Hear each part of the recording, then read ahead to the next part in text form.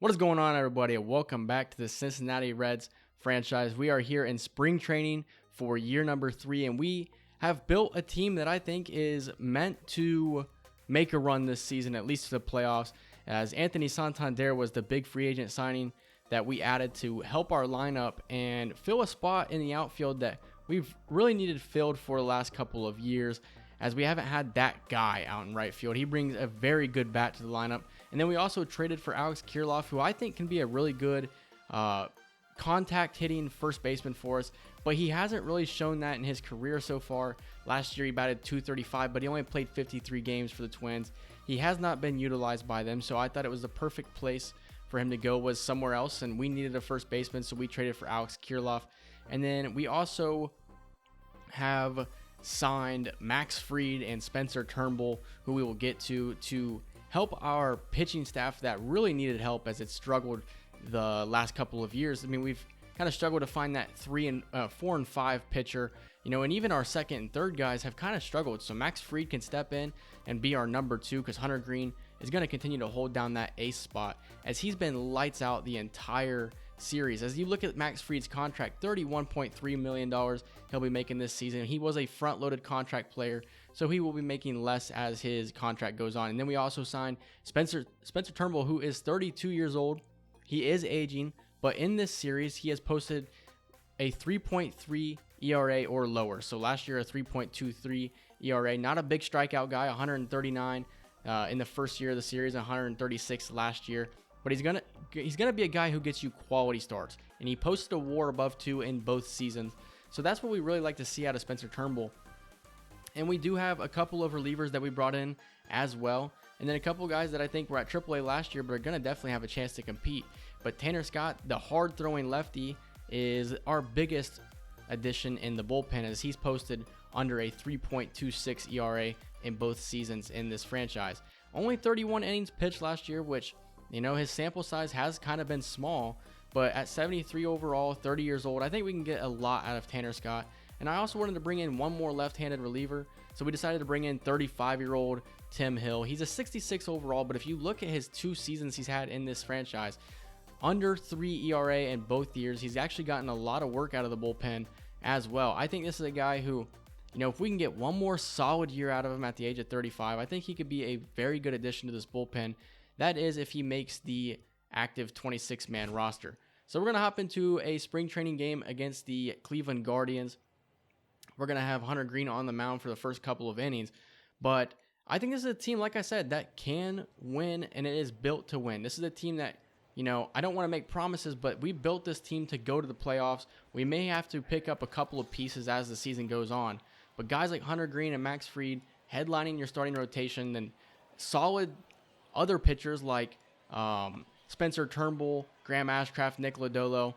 I think that this could be a very good starting rotation, and I think our bullpen last year was really good, so I have high hopes that it can be good this year as well. And then the lineup gets better with a guy like Anthony Santander, who we're going to have batting in the 3 spot to start the season. I don't know that he will stay there the entire time, but the plan is to have him batting 3 to start the year, as he gets a base knock here for us in the bottom half of the first.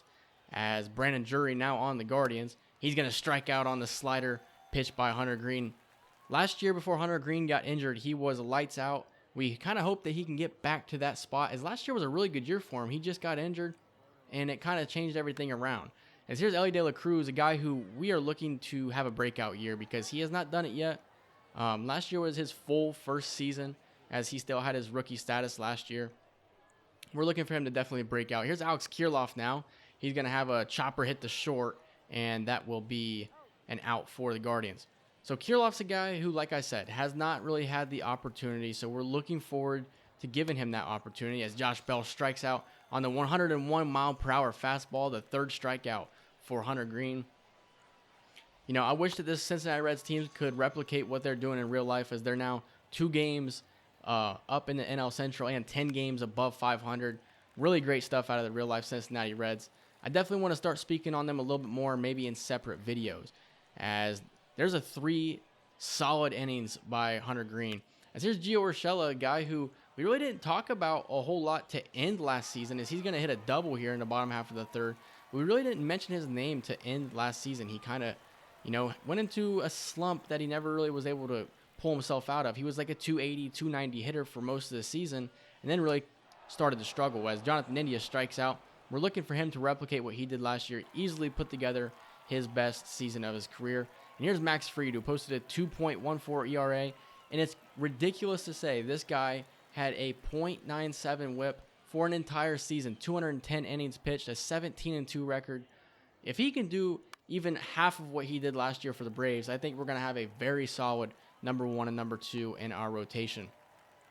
As he comes on and gets a quick out number 1, something that Max Fried is going to do is he's going to induce a lot of soft contact, as you see it again, hit very weakly, 58 miles per hour off the bat to De La Cruz for out number 2. And here's the 2-2 count to Jose Ramirez, and he goes down looking on the four-seam fastball. Max Fried is not going to be a guy who gets a lot of strikeouts, but he will confuse hitters. As here's Anthony Santander for his second AB, as he hits this one in the left center field. This one's hit a ton, hardly hit off the bat, and it is off the wall as Santander will cruise into second with a double, as he's 2 for 2 here in the opening spring training game. And here's Elly De La Cruz trying to get himself an RBI. He's going to hit this one into right field, as Santander with 42 speed is going to test the arm of the right fielder, and he will be in there safely. So one thing that this team is definitely lacking is speed, as Alex Kirilloff's going to get himself an RBI. But this team is lacking speed. We do have those speedy guys, but, aside from a guy like Stuart Fairchild or Elly De La Cruz, this team is not going to be a team that's stealing a lot of bases, unlike the real Cincinnati Reds. Speed and defense are two departments in which this team is kind of lacking. If we do look to get better at the trade deadline or at some point during this season, it would probably be defensively or on the base paths. Here's Jake Fraley now. He is 0 for 2, and he sends this one deep to right field. It's not coming back. It's gone. Jake Fraley, who we saw have a great season last year, above a 200 ISO. His on-base percentage was incredible. He slugged above 500. Jake Fraley is probably our best player in the lineup. The only thing is he does not hit left-handed pitching. I've talked about it a ton, but he has been our best. As here's Santander, and he sends this one deep to right field. Welcome to Cincinnati. He's 3 for 3 here in the first spring training game. 109 miles per hour off the bat, 429 feet. Anthony Santander with a hard hit to right field for his first home run of the spring, and we look forward to seeing a lot of those in the regular season. I think he's a guy who could put up 40 home runs on the year. Here's Joey Lucchesi now in the 7th inning, as Otto Lopez can't make the play, and this is going to move the runners to first and third. No, he's out. What? He's safe? What in the world? Gio Urshela had his glove there. He just missed him. He just whiffed on him. So runners on the corner with 2 away, as the Lauder is going to hit this one into center. Fairchild's there to make the play. What in the world happened there? Gio Urshela needs to learn how to tag somebody out, apparently. As here's Tim Hill now on the mound. He's going to allow a leadoff double here for the Guardians. Like I said, Tim Hill, sidearm pitcher. He's somebody who I think could put together a good season for us. But with him being 35 years old, as he passed his prime, you could say, as Travis d'Arnaud is going to hit this one down the line, and that will score the first Cleveland Guardians run of the day. Matt McClain making the spring training roster, a guy I really hope can break out this season and be a guy that we can play on this team. Maybe even at center field if a guy like Stuart Fairchild's struggling. I think that we can work on McClain, and if we just allow him to develop, he can be a guy who I think that could potentially be an everyday player. As here is Tanner Scott, the hard-throwing lefty here in the 9th inning to close this game out. And Jim Martin crushes this one to left field. It's not coming back. I have no idea who Jim Martin is. I have to assume that he was probably a draft pick by the Guardians. I don't know if it was in year 1 or year 2. But he crushed that one 364 feet as Tanner Scott allows the home run. Here's Sammy Castilla, and he goes down swinging for out number 2 as Tanner Scott is 1 out away from closing this game out. Hit on the ground to McClain. He throws on the first, and the Reds are going to win the first spring training game of the season. We're happy with that result there. I think we saw a lot of players that we wanted to see. Anthony Santander stole the show in this game, And I was pleased with the outcome that we had with our new additions. Kirilloff with an RBI. Santander has 3 hits. And then Max Fried came in and shut it down for just 1 inning. But we will see more of him, as now we're going to get into a player lock game with him. 31 years old. We spent a lot of money on this guy, so we're really looking for him to break out here for us, as last year was a very good year for him. And he's going to be facing the San Francisco Giants lineup, as Austin Slater is going to go down looking. See, this is what I mean. Fried is going to induce soft contact, but he can also confuse hitters, as Santander is there to make the play in right. The crazy thing with Anthony Santander is he gives us a better bat in the lineup, but he is not the greatest defender. And I think that we made ourselves probably worse by signing him, as here's Mitch Haniger now, a guy who has a lot of power in this Giants lineup, and he's just going to pop one up to India for the first out. Paul Goldschmidt now on the Giants, as he's going to hit this one to left field. Fraley's over there to make the play for out number 2. So here in Fried start, we're going to show every at-bat here, just kind of the end result of him, as Santander is not going to be able to get to it. It's going to be a single for Bobby Dahlbeck. Here's Thairo Estrada now, hit hard, and what a play over there at first. Alex Kirilloff there to make that one. As here's Marco Luciano now hits this one to right field. Santander's back, and he makes the play.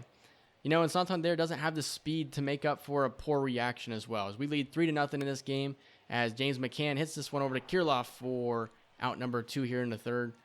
As here's Austin Slater now, he's 0 for 1, and he hits this one back up the middle. Max Fried almost lost his head. It's a base hit. Here is Luis Guillorme. He hits this one in the left center field. Can Fairchild get there? No, he can't. And this one is going to score the Giants their first run of the game, as Max Fried allows his first run as a Cincinnati Red here in the spring, as Jock Peterson's up now. Hits this one up in the air. Fried wants it. He's just bluffing, as Stevenson's there to make the play. So 3 innings for Max Fried. 3 solid innings, allows 1 earn. You know, we can be happy with that. We're in the spring now anyway, so don't really want to sweat it too much. Here's Spencer Turnbull now, who we're also going to get a player lock with. And he's quietly had 2 very good seasons with Detroit in this franchise. And we're talking about a poor Detroit team, and he still had a winning record in both seasons. As here is Bubba Thompson hitting this one to left field. Fraley's there to make the play. So Turnbull getting the player lock game here against the Texas Rangers, a team that we're really trying to emulate. You know, I'm trying to emulate the Texas Rangers in this franchise, as this one's hit to the track, as Fairchild's there to make the play. And here's Nathaniel Lowe now. He hits this one to right field. Santander is there to make the play at the wall. Santander's name is going to be hard for me to say, as this one's hit over to Kirilloff. He's just going to take it himself to the bag for the first out here in the top half of the second. 3-1 count now for Marcus Semien. Hits this one up the middle. India's there to make the play, and there is out number 2. So Turnbull is ruling so far in this game. Only 19 pitches. Make that 20 pitches and a strikeout through 2 innings. Adolis Garcia strikes out. Here's Sam Huff now, a guy who was in the minors, I do believe, last season in this franchise. Now he's up at the big league club getting some reps here in the spring as he goes down swinging. Ezekiel Duran up now. He's going to hit a soft blooper to left field. Fraley's going to call for it, and he is there for out number 2. Spencer Turnbull, 29 pitches here. Jorge Mateo, make that 30 pitches and another strikeout. You talk about efficient. He faces 9 batters, those 30 pitches, and has a perfect 3 innings of work here in the spring. Welcome to Cincinnati, Spencer Turnbull. As that would bring on Nick Lodolo. We would finish that game out actually with a loss. So we're 3-1 in the first 4 games here of the spring. And we did beat the Los Angeles Dodgers. 3 hits for Fraley on the day, 2 for India, 2 for Winker, and 3 hits for Gio Urshela. So the offense is looking pretty good. Fraley and Steer both go yard. And then looking at the pitching, Nick Lodolo allowed 2 earned. Not a good outing for him. Hunter Green allows a run, and then Jonathan Hernandez, the former Texas Ranger, allows a run as well. We lose this one to the Oakland Athletics 2-1. The offense was kind of quiet, as a home run for Jonathan India. And then looking at the pitching, Graham Ashcraft did his thing. Joey Lucchesi, a guy who I wanted to try out in the bullpen. If he were to beat other lefties out, then I thought that it'd be a good opportunity to get him into the bullpen. But he really struggled in this first part of the spring. As now we're going to get a player lock with Ellie De La Cruz. He's going to have himself a base knock through the gap of short and third. So Ellie De La Cruz, like I said, we're looking to have a big breakout season with him. He's due for it. That's for a fact. He's 1 for 2 in this game. Top half of the 6th. He's going to hit this one to left field. You know, I think my biggest thing is you'll notice the counts are like 0-0 in all of these player luck games. My big thing with Ellie De La Cruz is I'm so anxious to pull off big moments with him like he does in real life that I become impatient. I don't wait for the perfect pitch. I'm swinging at a lot of pitches that I really shouldn't be swinging at. So I think that has been the biggest challenge with De La Cruz is my patience at the plate when I'm using him. So I think the plan moving forward is I think first pitch, no matter what, I'm not swinging with Ellie De La Cruz. And I'm going to wait for that perfect pitch. You know, if 2 strikes occur, then now you have to protect. But if it's a count where there's only 1 strike or no strikes, I got to allow myself to be patient for that perfect pitch. And I think that will make De La Cruz a lot better. So here's Alex Kirilloff now only batting 100. It feels like the only hit he has this spring is by me, as we're playing the Texas Rangers again, as Kirilloff's going to ground out. Hard hit, 99 miles per hour off the bat. So we know he can hit the ball hard. As this one he's going to hit through the gap, and it's going to be a base hit for Kirilloff, and that would load the bases up. My goal with Kirilloff is to turn him into a very solid contact hitting first baseman, and I think that we can do that. I just think that another thing, he's a new guy, so I'm anxious to get good hard hits with him. I need to be more patient at the plate. As this one's going to be hit to short. Kirilloff's not the speediest guy, 61 speed, but he's there safely. As that one was hit solid off the bat, if I do say so myself. As here's Anthony Santander batting .364 in the spring. Only the 1 home run hit by me, as he'll be facing Jose Suarez for the Los Angeles Angels. And he's going to pop this one up to shallow right center field. And that will end the top half of the first. Here we are, top half of the fourth now. He's 0 for 1. Suarez still on the mound, as Santander is going to go down swinging on the slider. A really good pitch. Adrian Sampson on the mound now for the Angels. This one's center cut, and this one's hit hard for a base hit. Anthony Santander, 96 miles per hour off the bat, as that one was pitched right down the middle. Now we are 4-6, make that 5-6 here in the spring, as we've went through kind of a slump here. Ellie De La Cruz goes 3 for 3 on the day, 2 hits for Heriberto Hernandez and 3 for Spencer Steer. Ellie De La Cruz has 2 home runs on the day, and then Max Fried in 4 innings allows 2 earned. 4 strikeouts though, so that gives him a 9 K per 9. So, like I said, Matt McLain is a guy that I want to focus on here. You know, I want this guy to be in the everyday lineup just because I think I want him to emulate what he's doing in real life. This one was hit hard off the bat to his standards, 88 miles per hour off the bat. Perfect swing, but it was caught out and left. So, Matt McLain, you know, even when he hits the ball hard, kind of feel sorry for the guy. He's going to hit this one to shallow right center field, and this one's going to get down for a base hit. So Matt McLain will go 1 for 3 on the day. A guy, like I said, I think he could play center field for us if Stuart Fairchild were to be struggling. So you have to stay tuned for that one. We get smoked 10-3 in this game. Andrew Abbott allows 3 earned. Chase Petty allows 2. Will Smith allows 3 earned. As Tyler Stevenson with a sprained ankle will miss a little bit of time here in the spring, not too much time, as we pick up the 3-2 victory against the Cubs. 2 hits for Jesse Winker, 2 hits for Cam Collier, and Winker goes yard. You know, if Cam Collier can go out there and look at Spencer Turnbull real quick. 4 innings pitched, no earned runs. What an outing for Spencer Turnbull. This guy, I'm incredibly excited to see what he can bring to the table for us. But if Cam Collier can perform well here in the spring, he will be given a chance to make the big league roster this season. Maybe not right away. We'll send him to AAA, see how he does there, and then we could bring him up. Speaking of Spencer Turnbull, he goes out and allows 4 earned the very next day. And he couldn't even get 1 out. So maybe I spoke too soon. As we're going to be 8-8, where we're going to leave off here in this video. As a couple guys with just 1 hit, nobody with multi-hit game. Joey Lucchesi goes 5 innings, no earned runs, as the pitching was lights out in this game. Actually, if you go back, I don't remember what game it was. We got no hit in this episode. I don't remember which game it was, like I said, but I definitely showed the box score on here. We got no hit in this spring. And I was looking at the team stats. Our pitching looks a lot better, but our hitting looks very weak so far in the spring. So we're really going to have to improve and start to play better if we want this team to be a playoff team. I get it. We're 16 games into the spring, so we shouldn't panic yet. But let's see if we can close out this spring with a good note and then get the season started, because I think this is a team that could be very dangerous. As we're looking at the stats here, Fried with a 3.0 ERA, and then you got these guys down here we kind of benched for a little bit just because I feel like we've seen enough of them. And then looking at the lineup, Matt McLain in 20 at-bats is batting 300, so maybe he is right there for an opportunity to present himself with the big league roster. Elly De La Cruz putting together a pretty solid spring. Alex Kirilloff is struggling, unfortunately. Cam Collier in 26 at-bats is batting above 300. Nick Senzel's struggling a little bit. Stuart Fairchild batting 175. I gotta say, Matt McLain may be pressing him for his spot just a little bit out there in center field if he can continue his success that he's put on here in the spring. And then Tyler Stevenson injured, but batting 278. Otto Lopez, a guy who I thought could be a utility guy in the infield, is struggling. And then Christian Encarnacion Strand is struggling as well. So that is going to do it for this spring training episode. My plan for the next one was to do like a live commentary or just do a traditional episode like this one. But like I said, I think my plan moving forward is the next spring training episode is going to be a live stream. And I think I want to do that live stream on either Monday or Tuesday. One of those 2 days I want to do a live stream and finish up the spring training. And then we can get into year 3 and get it started. So I'm excited for that. But first we got to get to the rest of spring. And I think the best way is by doing a live stream.